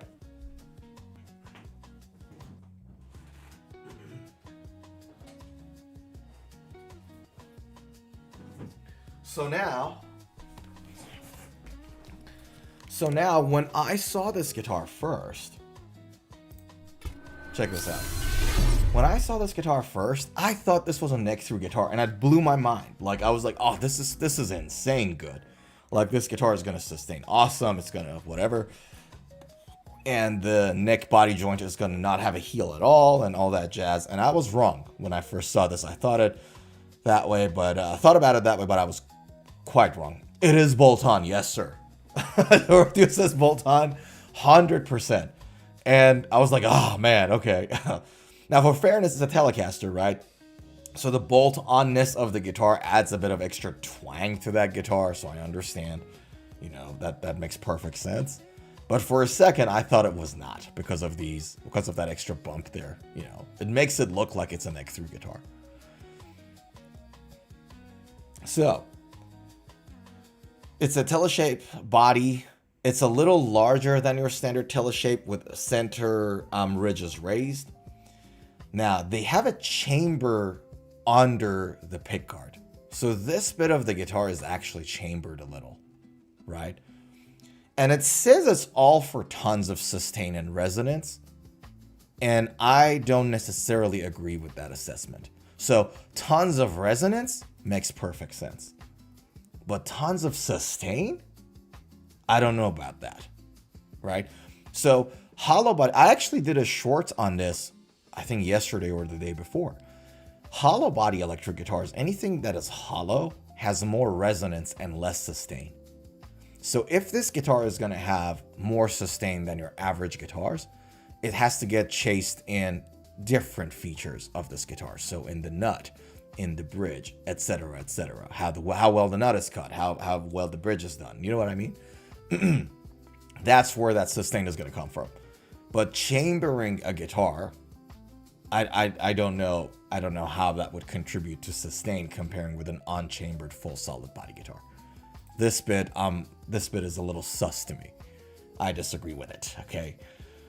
Now, this guitar is equipped with the Fishman Greg Koch signature gristle tone pickups. So these are hum-free single coils that Fishman produces. Now, this was the bit that was the deal breaker for me.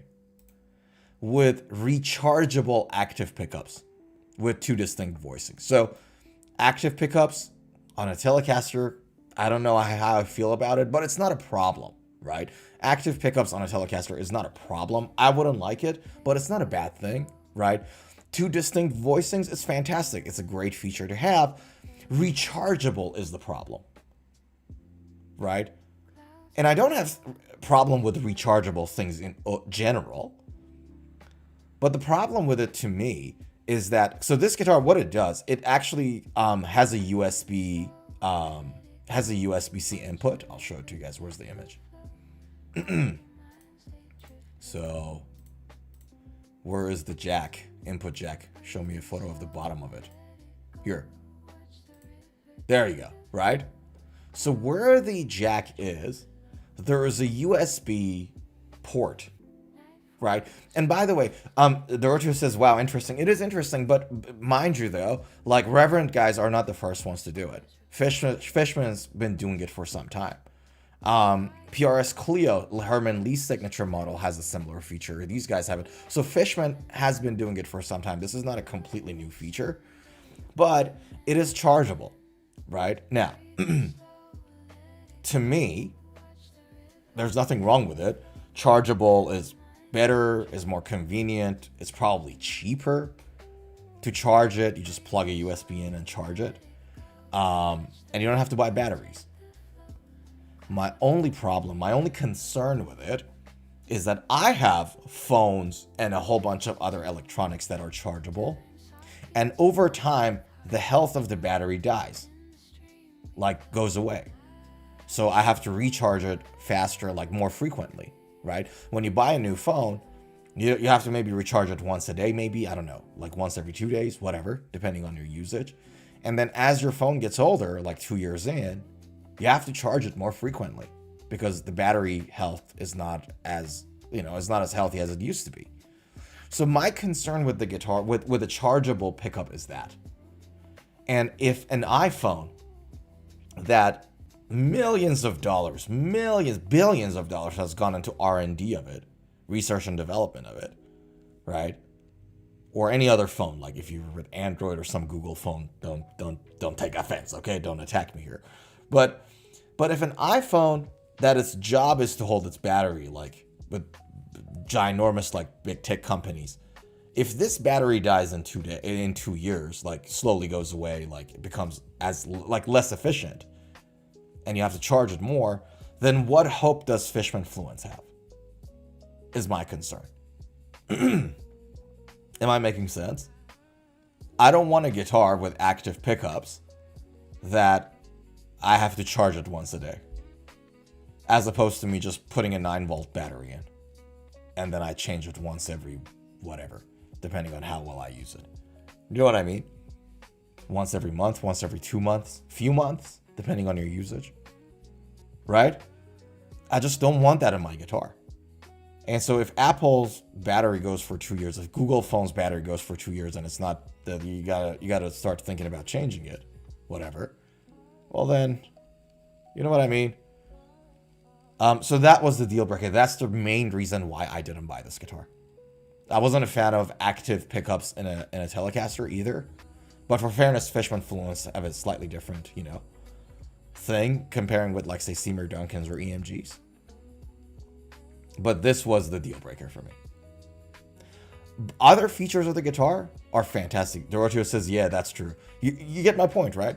So now other features of it is superb, and Reverend's are like high quality guitars. The price that I was getting for this was really reasonable too. It has a roasted maple compound radius neck. So Corina solid body. So Corina is like high end, very resonant body on the body wood. Huge deal breaker, 100%. Right? 3 saddle bridge, roasted maple neck, 25.5-inch scale, medium oval neck profile, roasted maple 10-14-inch radius, 22 frets, single action headstock access. I don't know about that either. Why can't we have dual actions on it? Fine. Like, not a fan. Reverend pin lock tuners, love that. 43 mil nut width, fine. 1046 strings, and it's at $1,700. And I'm like, no, man. A Telecaster that after a year and a half of using it, I have to charge it every day. I don't want it. I don't want that. I don't want active pickups on my Tele. And I don't understand why a guitar these days should have a single action truss rod as opposed to a double action truss rod, or dual action truss rod as they call it, right?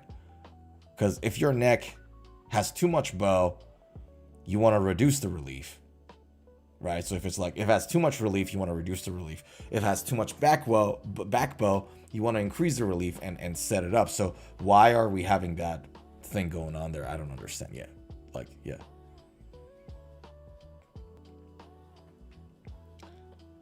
Doroteo asks, Sorenzo, did you watch the video regarding the Gibson Les Paul? Which video, Doroteo? There's so many videos about Gibson Les Pauls. Of which specific video are you talking about?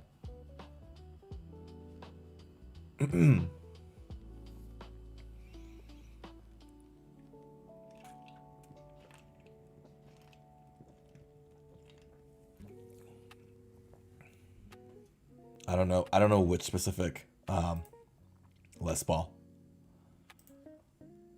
There's so many of them out there, so you got to be a little bit more specific for that with me. Yeah. Now, we sort of trashed this guitar a little while Doroteo is giving me the specifics on that. But the highlight of the guitar, obviously, is Corina solid body. I adore Corina. Like, I have a guitar with Corina, and it's amazing. Very resonant. For a solid body guitar. Roasted maple neck, love that. We love that here. Everybody knows. You know, medium oval shape, we love that. So it's a good guitar, don't get me wrong. And I really dig the look of the guitar. I really like this white one again. I adore it. But it's just, I don't understand why do we have to, yeah. Doroteo says, from Spectre Sound Studios, it's regarding the Gibson Les Paul versus Harley Benton Les Paul copy. No, I haven't seen that. I'll check it out. You will be surprised by the result. Really? Hold on. I'm assuming it's on YouTube, right? Spectre Sound Studios. The Spectre Sound is familiar. Who's the guy? Harley Benton versus...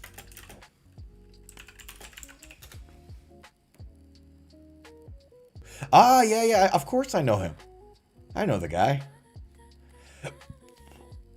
Of course I know him. He has crazy thumbnails with like weird crazy thumbnail faces. This is the one you're talking about. Stealth by Harley Benton versus a $12,500 Gibson.